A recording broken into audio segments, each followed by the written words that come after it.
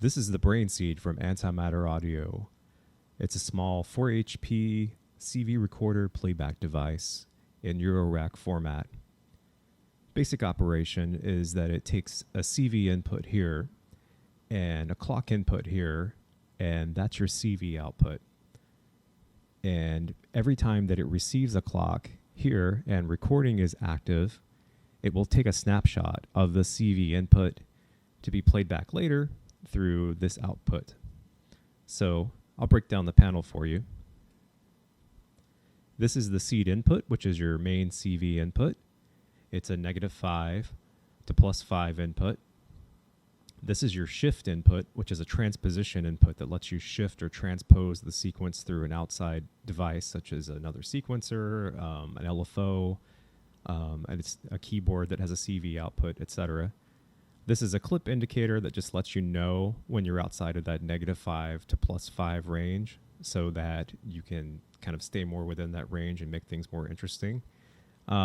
This is the length button, which will set your length setting. With the light off, you're in variable mode, which is 1 to 1,000 steps. Basically, it records as long as recording is on, so that you can have arbitrary step lengths of, say, like 337 steps or very long sequences as needed. The next length is 8 fixed length, and then there is 16 and 32 in green, orange, and red, respectively.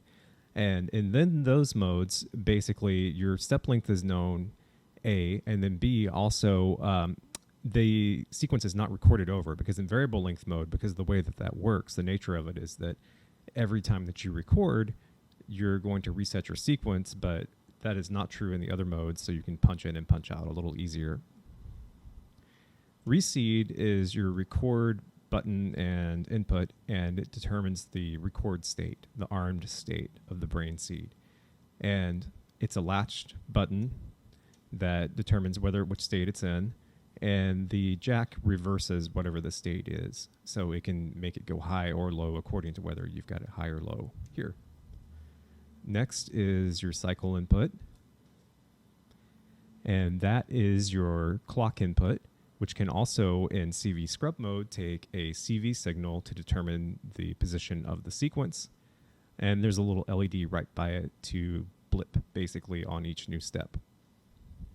Next down is your mode button and LED, and those determine the playback mode of the brain seed. So in basic mode, you're doing like a regular linear sequence. So it's going, like if you're in 16-step mode, 1 to 16, 1 to 16, 1 to 16.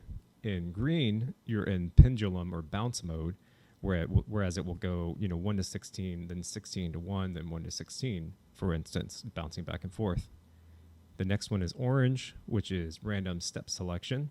In this mode, you know the values in the brain seed if you've already recorded them, but the order that they're played back in is unknown to you. So it's an interesting way to access known values at different times.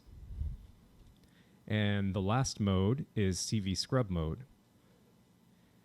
In CV scrub mode, the cycle input becomes a CV input that can either be 0 to 5 volts or -5 to +5 volts. And there's a jumper on the back to determine that. And it scrubs through the position of the sequence like a tape playhead. So you can access non-linearly the sequence, and you can scrub it through with LFOs, with any other device, basically, and come up with some really cool playback methods that way. Next down is the quantizer, and the quantizer has 4 modes also. Off, best mode. No, next is on, which just snaps the values to semitones. And next is major intervals only. And next is minor intervals only. And this quantizes the output of the brain seed to actually play semitones. So the input itself is not quantized, or is not calibrated for volt per octave, but the quantizer is. So if you want to play back in volt per octave, you just turn on the quantizer to get it to snap to semitones. And then this is the main output, the seed out. and it has an LED which shows the state or the voltage playing out of the seed out, and it's a bipolar LED, so you can kind of determine like where your voltage is going from that. Next down on the bottom left is the freeze input, and the freeze input just kind of like locks the sequence in place whenever it receives a gate. One thing to note is that all of the digital inputs on the brain seed, like the freeze, the cycle, and the reseed input, are all comparators. So that means that if you are sending another signal, like you don't have to worry about it being a square, for instance. You can have a sine wave or any other wave. If it has a crossing under 1.5 volts, it's going to trigger that input. So the freeze input also has a jumper on the back, and that jumper can make the freeze input into a reset input. And that's if you would rather have the regular syncing up function that reset gives you to be able to sync up with other devices. And finally, there's a little trigger output, and the trigger output just gives you a little trigger to trigger external envelopes or other events whenever the brain seed progresses a step. And it's kind of like, it's kind of convenient when you're in regular mode, but when you're in CV scrub mode, it gets to be a lot of fun. So we'll get into those and show you how to do those. But that's the breakdown of the brain seed, and now we'll do some basic patches.